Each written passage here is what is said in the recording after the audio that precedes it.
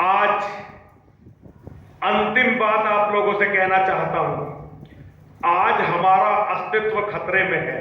हमारा अर्थात जो वेद को जानने वाले हैं, वेद को मानने वाले हैं, जो इस धरती के पुत्र हैं। मैं इस धर्म के लिए एक शब्द प्रयोग करता हूं। मैं इसे हिंदू धर्म नहीं मानता, मैं इसके लिए प्रयोग करता हूं सत्य सनातन वैदिक धर्म, जो सदैव से था, सनातन था, वेद से अनुप्राणित होता था और जिसकी हर बात सत्य थी। उस धर्म का नाम है सत्य सनातन वैदिक धर्म। आज हमारे बच्चों के अस्तित्व पर खतरा है। मैं सन्यासी बनने से पहले ग्रस्त परंपरा में था। मेरी अपनी भी एक बेटी है और मेरा पूरा संघर्ष, पूरी लड़ाई केवल और केवल अपनी बेटी को केंद्रित करके है, क्योंकि मैं अच्छी तरह से जानता हूं यदि यहां धर्म के विरोधी,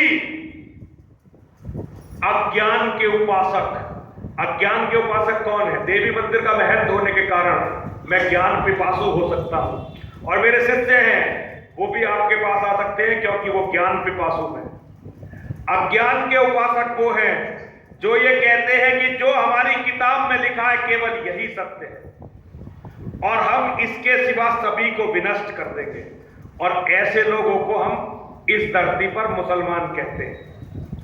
सतयुग, त्रेता और द्वापर में जिन्हें हम राक्षस कहते थे, अब वो मुसलमान हैं और उनका सबसे बड़ा एजेंडा है आज वो अपनी जनसंख्या बढ़ाकर इस देश पर अपना कब्जा करना चाहते हैं। और अगर उनका कब्जा इस देश पर हो गया तो ना आर्य समाज बचेगा, ना देवी मंदिर बचेगा, ना स्वामी सत्यवेद जी बचेंगे, ना स्वामी ब्रह्मवेद जी बचेंगे और ना ये नरसिंहानंद बचेगा। फिर केवल खून की बहती हुई धाराएं रह जाएंगी इस धरती पर, क्योंकि पहले हमें खत्म किया जाएगा, उसके बाद वे सिया सुन्नी होकर लड़ेंगे। फिर जो भी खत्म होगा बचेगा वो फिर आपस में लड़ेगा और केवल विनाश ही विनाश रह जाएगा। ना वेद बचेगा, ना गीता बचेगी, ना रामायण बचेगी और ना ही कोई ग्रंथ बचेगा।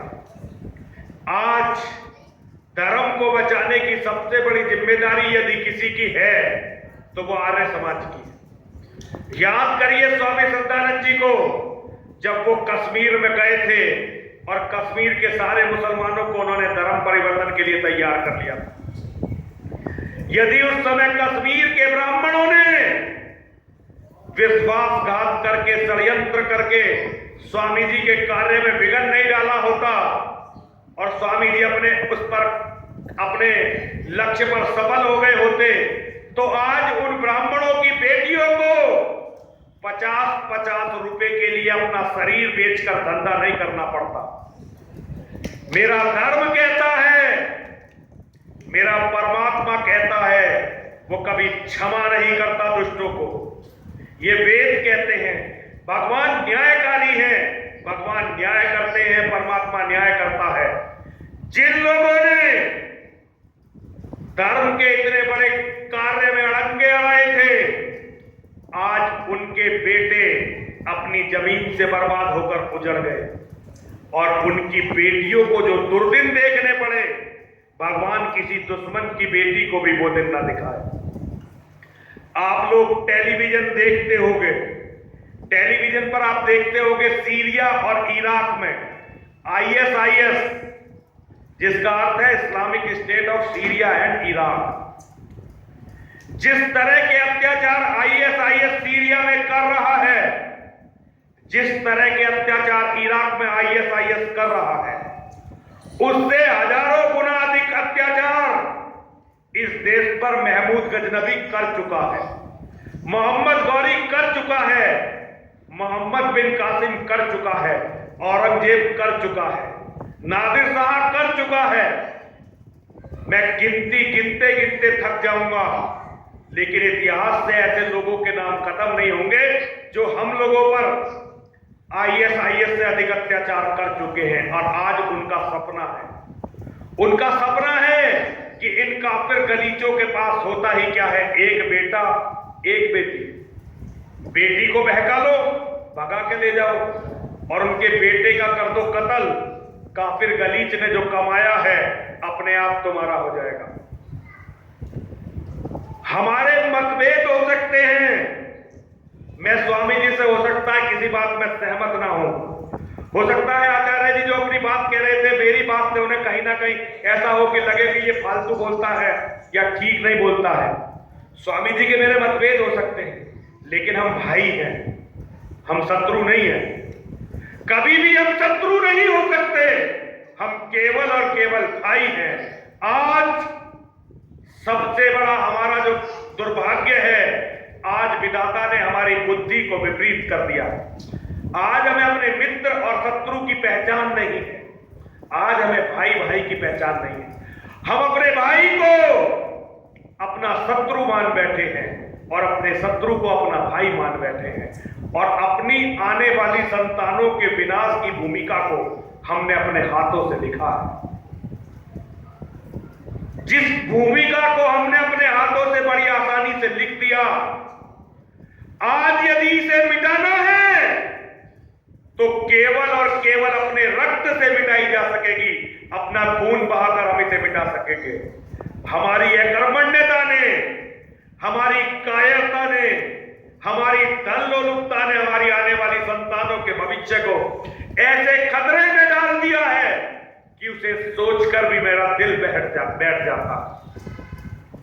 एक निवेदन मैं करके जाना चाहता हूं, एक बार फिर मैं स्वामी जी का दोनों का बहुत बहुत धन्यवाद देना चाहता हूं कि इनके कारण मुझे यहां अपनी बात रखने का मौका मिला, और विशेष निवेदन करना चाहता हूं आप दोनों के चरणों में, मुझे अपना भाई, अपना साथी, अपना मित्र मानकर सदैव बुलाइए। सदैव आपके साथ हर कार्यक्रम में तन से, मन से और धन से आप लोगों के साथ रहूंगा, क्योंकि मैं जानता हूं आपका रास्ता बिल्कुल सत्य का रास्ता है और आपका रास्ता बिल्कुल सही रास्ता है। एक दिन हमें अंधविश्वास को समाज से खत्म करना ही पड़ेगा, लेकिन उससे पहले अपनी धरती को सुरक्षित करना है।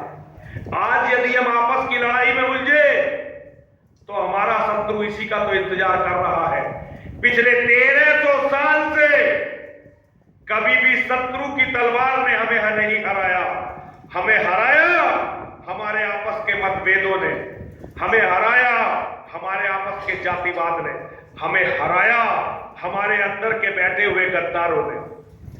आदमी का सबसे बड़ा कर्तव्य है उस संतान की रक्षा करना जिसे उसने अपने शरीर से पैदा किया है, और उन माँ बाप की धरोहर की रक्षा करना जिन्होंने उस व्यक्ति को पैदा किया था। ये कार्य जब होंगे जब हमारा धर्म सुरक्षित होगा, और धर्म को जिनसे खतरा है आज वो इस देश में बिल्कुल सुरक्षित है। वो कुछ भी करें उनके बारे में कोई बोलने वाला नहीं है। हम आपस में एक दूसरे पर व्यंग कस के अपने आप को वक्ता मान लेते हैं, हम आपस में एक दूसरे पर कटाक्ष करके ये मान लेते हैं कि भाई मैं बहुत बड़ा वक्ता, आज बहुत बड़ा विचारक हो गया। लेकिन सत्य तो ये है, सबसे बड़ा विचारक दयानंद सरस्वती केवल इसलिए है क्योंकि उसने इस देश में आजादी की लौ को जलाया।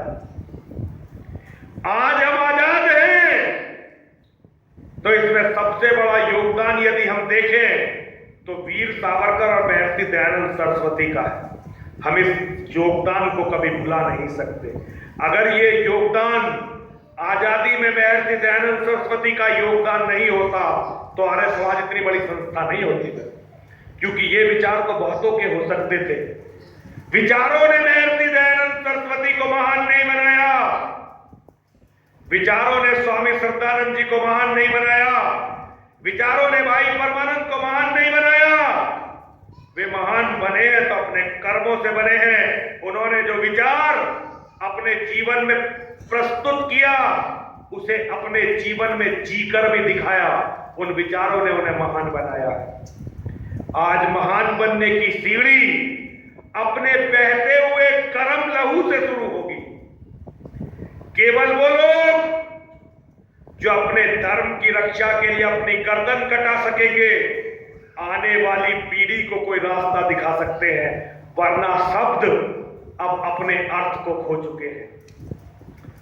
मैंने यदि कुछ गलत कहा हो तो मैं क्षमा मांगता हूं, मैं क्षमा प्रार्थी हूं। एक बार फिर आप सभी को धन्यवाद देता हूं, आपने मेरी बात को सुना।